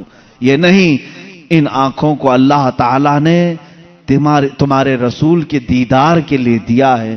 اسی لیے شہزادہ اعلیٰ حضرت نے یوں کہا ہے، تمہیں نہ دیکھا تو کس کام کی ہیں یہ آنکھیں، انہیں نہ دیکھا تو کس کام کی ہیں یہ آنکھیں، کہ دیکھنے کی ہے ساری بہار آنکھوں میں، کچھ ایسا کر دے میرے کردگار آنکھوں میں، ہمیشہ نقش رہے روئے یار آنکھوں میں، ہمیشہ نقش رہے روئے یار آنکھوں میں. مفتی اعظم ہند تو یہ فرماتے ہیں کہ تم اپنے آنکھوں میں جلوہ رسول ایسا بسا لو، ایسا بسا لو کہ قبر کے دن، قبر کی رات میں فرشتے جب آئیں سوال کرنے کے لیے تو مفتی اعظم فرماتے ہیں فرشتے جو پوچھیں قبر میں کہ کس کی امت ہو، فرشتے جو پوچھیں قبر میں کہ کس کی امت ہو تو آپ جواب کیا کہتے ہیں؟ وہ کہتے ہیں لو دیکھ لو کہ ہے تصویر یار آنکھوں میں، لو دیکھ لو کہ ہے تصویر یار آنکھوں میں. ہماری آنکھوں میں وہ جلوہ رسول اس طرح سے رہے، وہ آتے ہیں. بلکہ ایک شاعر نے یہی کہا ہے میرے عزیزو، آج غالباً چھٹی 7ویں محفل ہے، آج 7ویں محفل ہے، اور اس طرح 70 نہیں 700 محفلیں ہو جائیں. ہم ان محافل کے متعلق ہمیشہ میری عادت یہ ہے، میں یہ کہتا ہوں کیوں محفل سجا رہے ہو، کیوں بیٹھ رہے ہو، روز کیوں سننے آ رہے ہو، روز ہم کیوں سنانے آ رہے ہیں؟ ہمارا مقصد یہ ہے وہ آئیں گے، آتے ہوں گے، ابھی آئیں گے، وہ آئیں گے، آتے ہوں گے، ابھی آئیں گے. یہی سوچ کہ ہم نے محفل کو سجا رکھا ہے، ہمارا عقیدہ یہی سوچ کہ ہم نے محفل کو سجا رکھا ہے. رسول کریم صلی اللہ تعالی علیہ وسلم جب عطا کرنے پر آتے ہیں تو بے حساب عطا کرتے ہیں. غمگین امتیوں کی فریاد رسی کے لیے بھی آتے ہیں. جس امتی نے جب فریاد کیا میرے آقا وہاں تشریف لائے. آپ کو معلوم ہے اللہ کے نبی صلی اللہ تعالی علیہ وسلم کی ایک اور بات میں بتا دوں، مشہور زمانہ قصیدہ مولایا صلی وسلم دائما ابدا علی حبیبک خیر الخلق کلہم. تقریباً میرے آقا صلی اللہ تعالی علیہ وسلم کی وفات کے بھی 700 سال بعد آنے والے امام شرف الدین بوصیری، یہ وہ عظیم بزرگ ہیں، مداح رسول ہیں. تقریباً 170 اشعار میں انہوں نے قصیدہ لکھا ہے جس میں میرے آقا کے ہر عضو کی تعریف کی ہے. جس طرح آپ اگر ہندوستان کا کوئی بوصیری دیکھنا چاہتے ہیں، ہندوستان کا شرف الدین بوصیری دیکھنا چاہتے ہیں تو بریلی کے امام احمد رضا کو دیکھیں، جس نے اپنے نعتیہ کلام میں رسول پاک کے ہر عضو کو پیرو کر کے موتیوں کی طرح سجایا ہے، امام شرف الدین بوصیری. اور حد تو یہ ہے میرے عزیزو، وہابیوں کی، نجدیوں کی، سلفیوں کی حکومت آئی جنہوں نے عشق رسالت مآب صلی اللہ تعالی علیہ وسلم کے خلاف نہ جانے کتنی بکواس کی، لیکن مجھے اس وقت فخر ہوتا ہے جب مدینہ رسول جاتے ہیں اور دربار رسول کی جالیوں پر اندر جانے کا جو دروازہ ہے، اس دروازے کے تالے پر، چابی پر آج بھی امام بوصیری کا قصیدہ لکھا ہوا ہے، هو الحبیب الذی ترجا شفاعته لکل حول من الاحوال مقتحمی۔ پہلے تو دیواروں پر لکھا ہوا تھا قصیدہ، انہوں نے مٹایا کیونکہ ان کے عقیدے کے اعتبار سے شرک تھا۔ 700 سال پہلے آنے والے امام بوصیری نے جب پکار کر کے یہ کہا تھا، یا کرم الخلق مالی من الوذ به سواک عند حلول الحادث العممی، اے مخلوق میں سب سے اکرم رسول، تکلیفوں میں میرے پاس تمہارے سوا ہے کون؟ مصیبتوں میں آپ کے علاوہ میرے پاس کون ہے جس کی بارگاہ میں میں فریاد کروں تو میری فریاد کو پہنچے گا؟ اے رسول تمہارے علاوہ کون ہے؟ وَلَن يَضِيقَ رَسُولَ اللَّهِ جَاهُكَ بِي اِذَا الْكَرِيمُ تَجَلَّى بِاسْمِ مُنْتَقِمِ۔ امام بوصیری نے یہ قصیدہ کب لکھا تھا؟ اس کی تاریخ میں ہے۔ آپ جوان عالم دین، عاشق رسول، لیکن اچانک لقوے نے حملہ کر دیا، فالج کا اثر آ گیا۔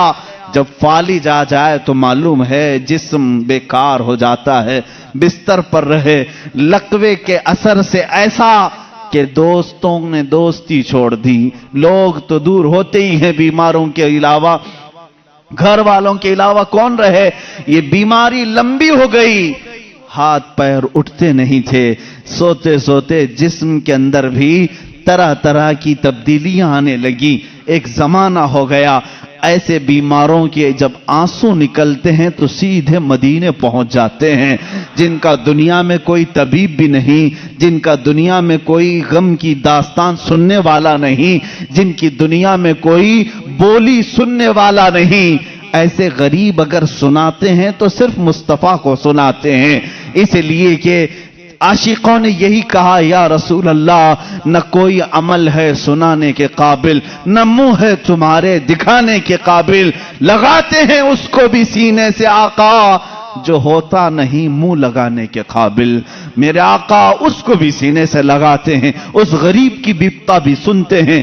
امام بوصیری نے لکھنا شروع کیا، من تذکر جیران بذی سلمی مزجت دمعا جرا من مقلت بدمی ام حبت الريع من تلقاء کاظمت او اومض البرق فی الظلماء من اضمی۔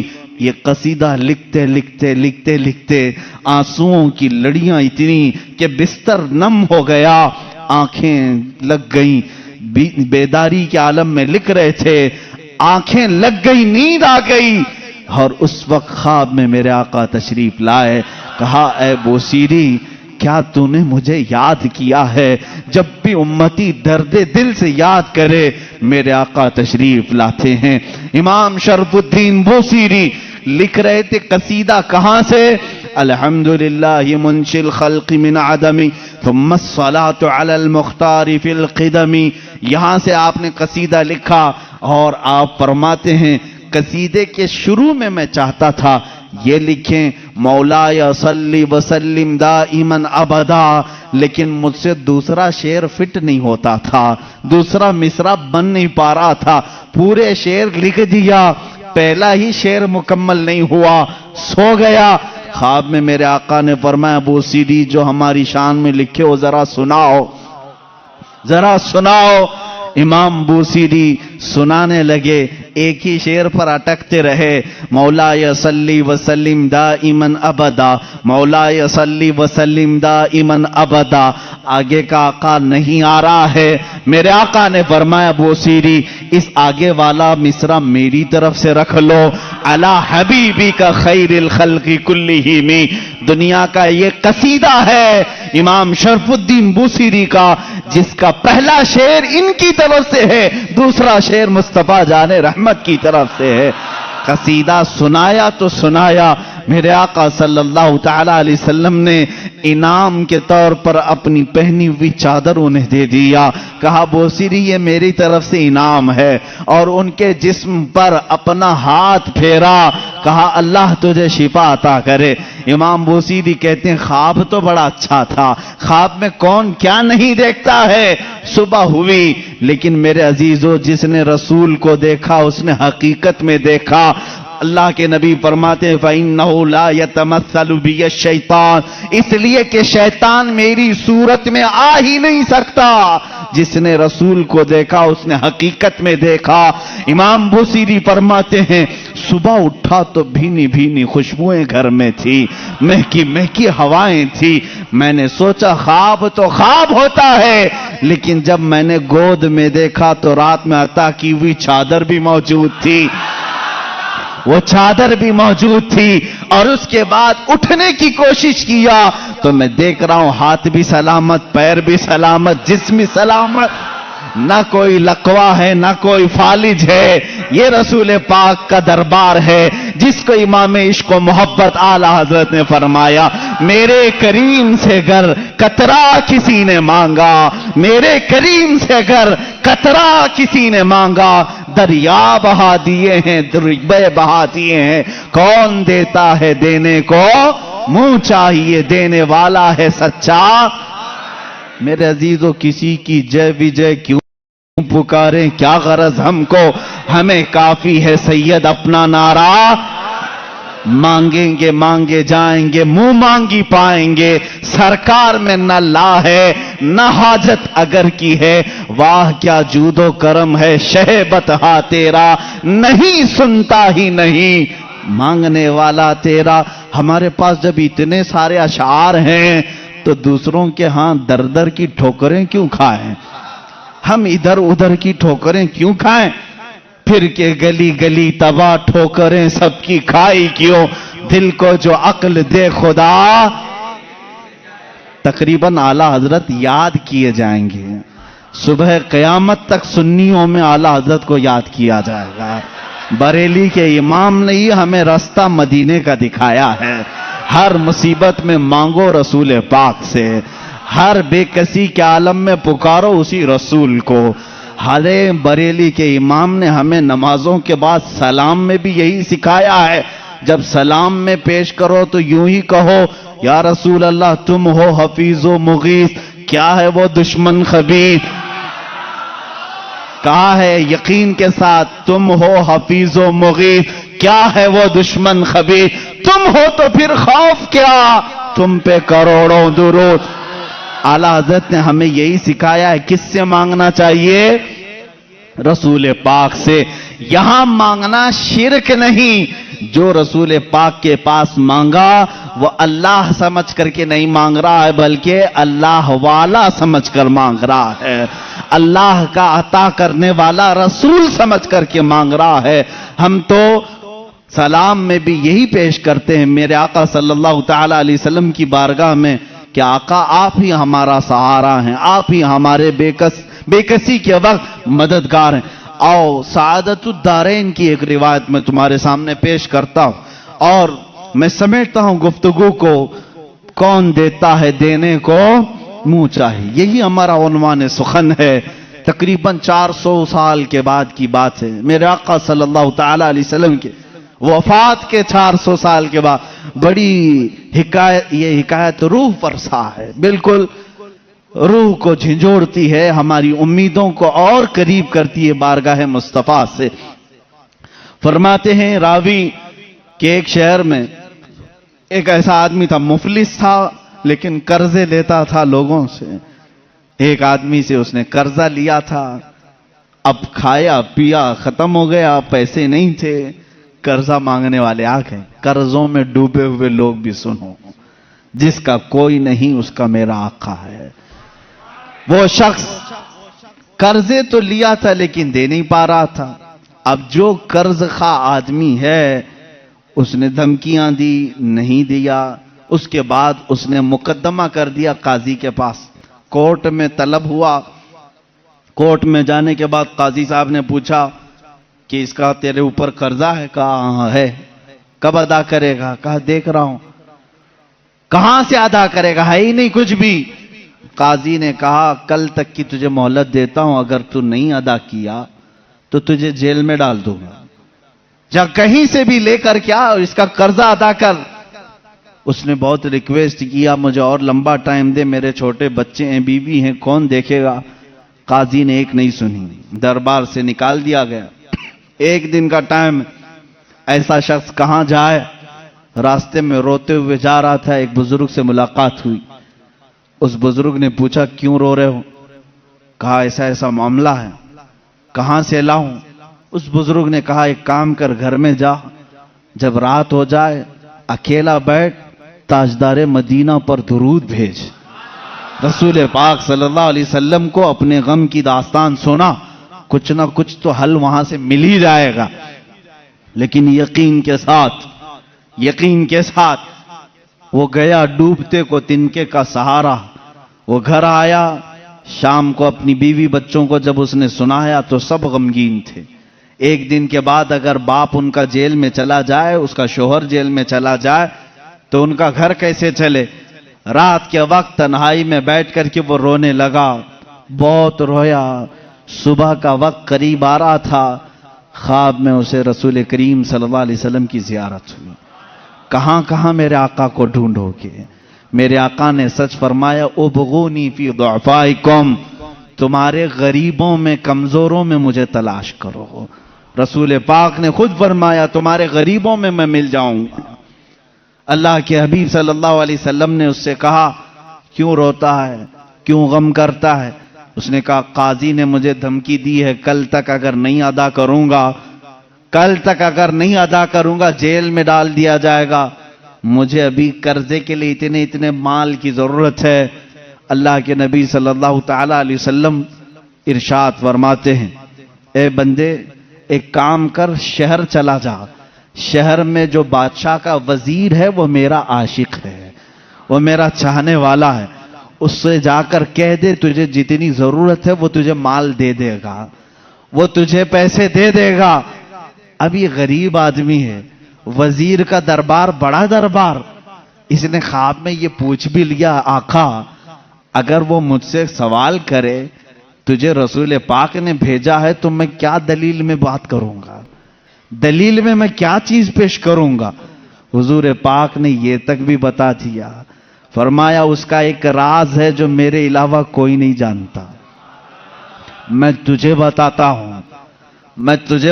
ہوں، اس سے جا کر کے کہہ دینا اگر وہ تجھ سے سوال کرے کہ تیرے پاس کیا دلیل ہے تجھے رسول نے بھیجا، تو اتنا ہی کہنا کہ اے وزیر روزانہ تم سونے سے پہلے، صبح سورج کے نکلنے سے پہلے 1000 بار اپنے نبی پر درود بھیجتے ہو، اور کل کی رات بھول گئے درود نہیں بھیجے، کل کی رات تم نے درود نہیں بھیجا، یہ کہہ دینا اسے۔ یہ بندہ گیا صبح اٹھ کر کے اس وزیر کے دربار میں، بڑا عالی شان دربار تھا، گیا ملاقات کا ٹائم لے کر اس وزیر سے کہا میں ایسا غریب آدمی ہوں، مقروض ہوں، مجھے مال کی ضرورت ہے، اللہ کے نبی نے تمہارے پاس بھیجا ہے۔ وہ غصے میں آیا، کہا فقیروں کی اب یہ عادت ہو گئی کہ مانگنے کے لیے اللہ کے نبی کا نام لینے لگے کہ رسول نے بھیجا۔ اس نے کہا نہ، میں جھوٹ نہیں کہہ رہا ہوں، مجھے رسول پاک نے یہ بھی بتایا ہے کہ تم روزانہ 1000 بار حضور پر درود بھیجتے ہو۔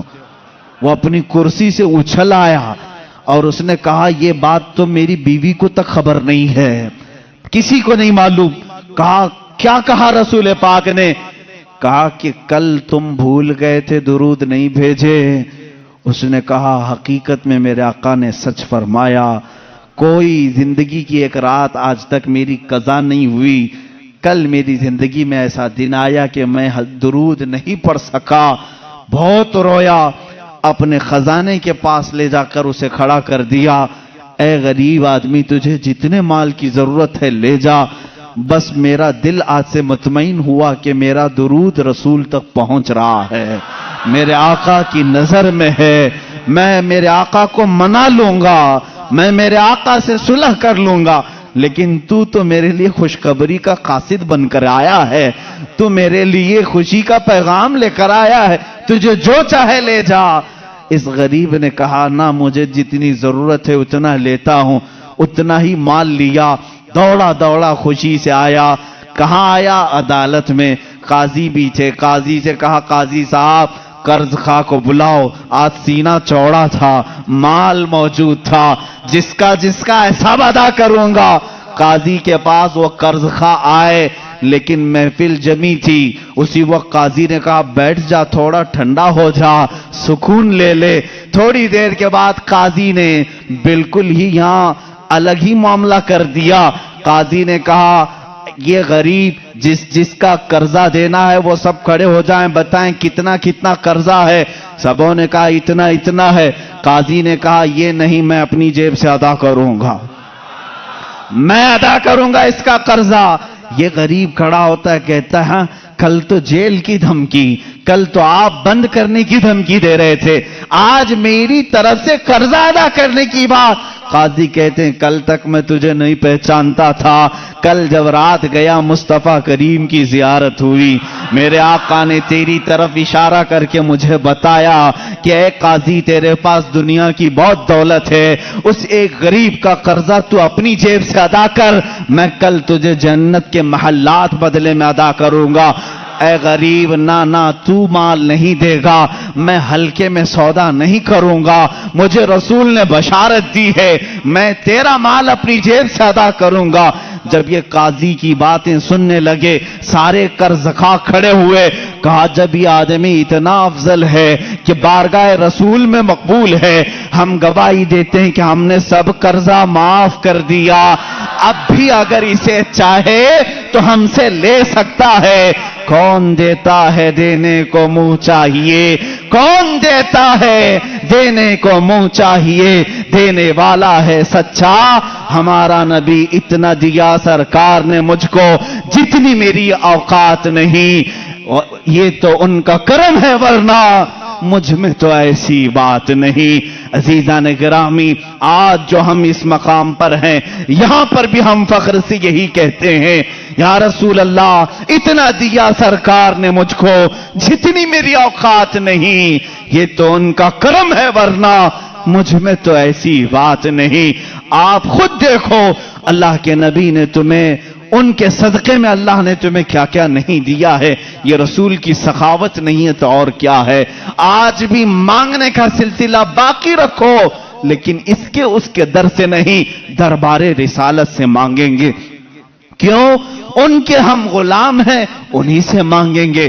غلام اپنے آقا سے مانگتا ہے تو اچھا لگتا ہے۔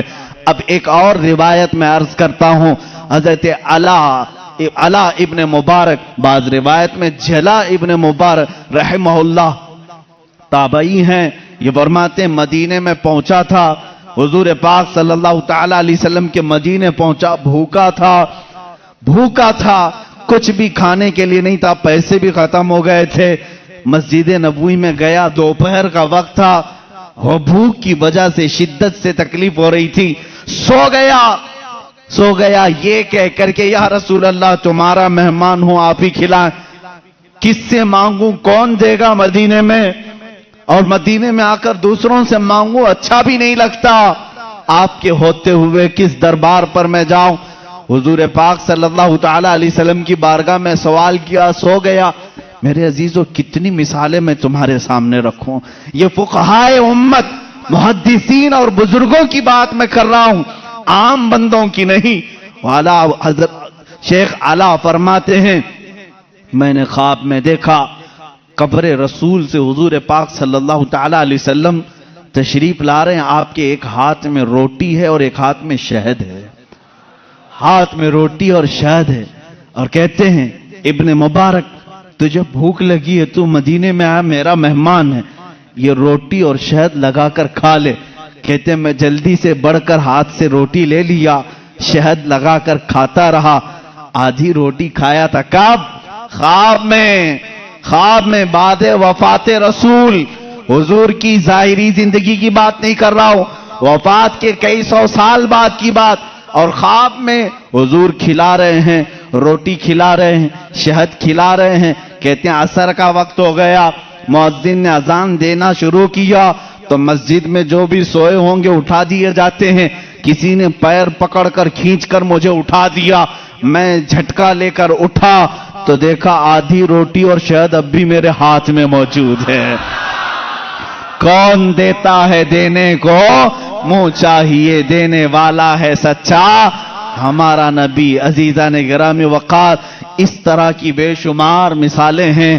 آخری بات میں عرض کرتا ہوں, سراج الامہ تاج الامہ امام اعظم ابو حنیفہ رضی اللہ تعالیٰ عنہ فرماتے ہیں, رسول پاک صلی اللہ تعالیٰ علیہ وسلم کی بارگاہ میں جب جانا ہوا تو آپ نے حضور کی شان میں ایک نعت لکھی, ایک قصیدہ لکھا.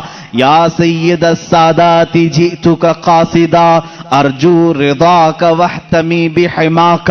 یہ قصیدہ لمبا قصیدہ ہے.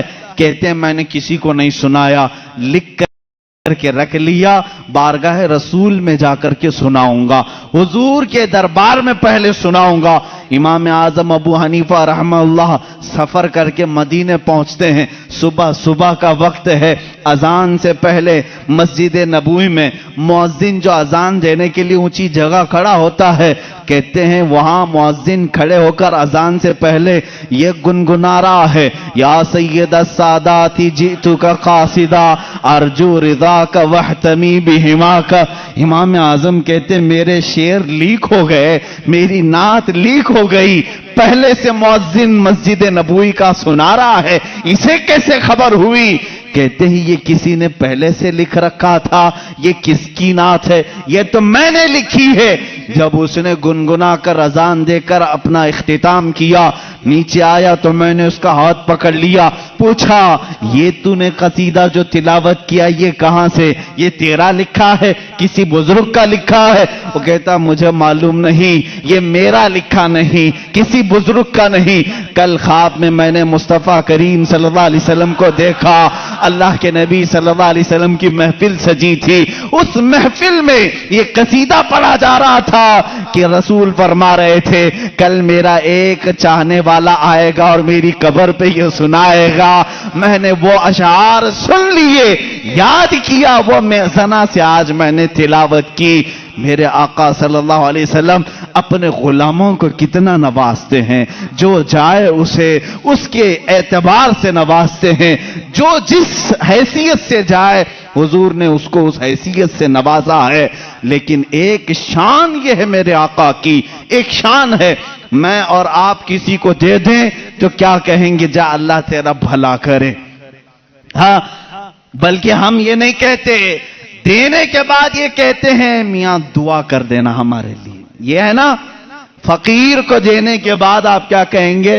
فقیر اگر تعریف کرنے لگے کتنے سخی آدمی ہیں آپ, میری مصیبتوں کے وقت کام آ گئے, آپ اتنا کہیں گے بس ٹھیک ہے آپ دعا کر دینا میرے لیے. ہماری عادت یہی ہے, دعا کر دینا میرے لیے, اللہ میری مغفرت کر دے, اللہ میری نجات کرے, یہی سب تو کہیں گے.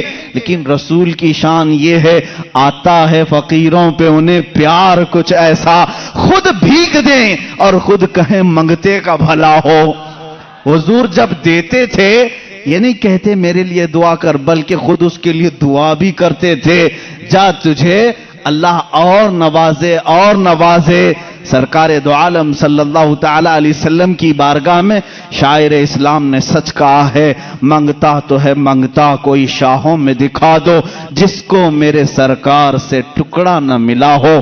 آتا ہے فقیروں پہ انہیں پیار کچھ ایسا, خود بھیک دیں اور خود کہیں منگتے کا بھلا ہو. عزیزان گرامی وقار, آج کی اس دردناک کیفیت میں ہمارا ماوا و ملجا, ہمارا مسکن اور ہمارا فریاد رس تمہیں بتانا چاہتا ہوں. تم درد کی ٹھوکریں آج کھا رہے ہو, مجبور ہو, ذلیل ہو گئے ہو, خار ہو. اس کی وجہ ہے کہ رسول پاک کے دربار میں لو لگانا چھوڑ دیا. وہ صحابہ تھے, پیر میں سوجن آ جائے تب بھی کہتے تھے واہ محمد آ, یا محمد آ, اے محمد صلی اللہ علیہ وسلم مدد کے لیے آ جائیں. ان کے پیر میں شفا یابی مل جاتی, پیر صحیح ہو جاتا. اے امت مصطفیٰ کے غیور نوجوانوں, آج میں تم سے یہ کہنا چاہوں گا, دنیا تمہیں خریدنے کی کوشش کر رہی ہے، چند سکوں میں، چند پیسوں میں، کوئی اتنا دے کر اپنا بنا لے، کوئی کچھ دے کر اپنا بنا لے، لیکن تمہاری شان یہ ہونی چاہیے مجھے جہاں سرکار سے ملتا ہے اتنا کوئی دوسرا دے ہی نہیں سکتا، اور میں بازار مصطفیٰ کا غلام ہوں، میرے آقا نے مجھے جو خرید کر کے انمول کیا ہے میری کوئی دنیا میں قیمت نہیں لگا سکتا۔ اب تمہارے پاس ایک ہی راستہ ہے، ایک ہی ذریعہ ہے۔ بہت ساری عورتیں سوال کرتی ہیں، بہت سارے مرد سوال کرتے ہیں، بچے ہیں، کسی کو کینسر ہے، کسی کو خطرناک بیماری ہے، کوئی قرضوں میں ڈوبا ہوا ہے، کوئی اولاد کے معاملے کو لے کر پریشان ہے، کوئی جائیداد میں، کوئی مقدموں میں، کوئی جیل میں۔ دنیا کی ہر پریشانی کا علاج یہ ہے بارگاہ مصطفیٰ کی طرف لو لگاؤ، میرے آقا سے سفارش کرو، التجا کرو، ایک بار وہ لب ہلا دیں، میرا رب رحیم و کریم ہے، اپنے نبی کی لاج رکھے گا، تمہاری حیثیت نہیں دیکھی جائے گی، تم کتنے نمازی ہو، کتنے زکاتی ہو، کتنے بڑے حاجی ہو، یہ نہیں دیکھا جائے گا، بلکہ مولا یہ دیکھتا ہے میرے حبیب نے اس بندے کی سفارش کی ہے، یہ جیسا بھی ہے کیسا بھی ہے اسے غموں سے آزاد کر دیا جائے۔ اخیر میں امام اہل سنت فاضل بریلوی رضی اللہ تعالیٰ عنہ کے اسی شعر پر اپنی گفتگو کو ختم کرتا ہوں۔ یا رسول اللہ، تمہارے دربار میں پوری امت کی میری جانب سے یہ التجا ہے، تیرے ٹکڑوں پہ پلیں، غیر کی ٹھوکر پہ نہ ڈال۔ یا رسول اللہ، تیرے ٹکڑوں پہ پلیں، غیر کی ٹھوکر پہ نہ ڈال، جھڑکیاں کھائیں کہاں چھوڑ کے صدقہ تیرا۔ یا رسول اللہ، تو جو چاہے تو میل میرے دل کے دھلیں، تو جو چاہے تو میل میرے دل کے دھلیں، کہ خدا دل نہیں کرتا کبھی میلا تیرا۔ وآخر دعوانا الحمدللہ رب العالمین۔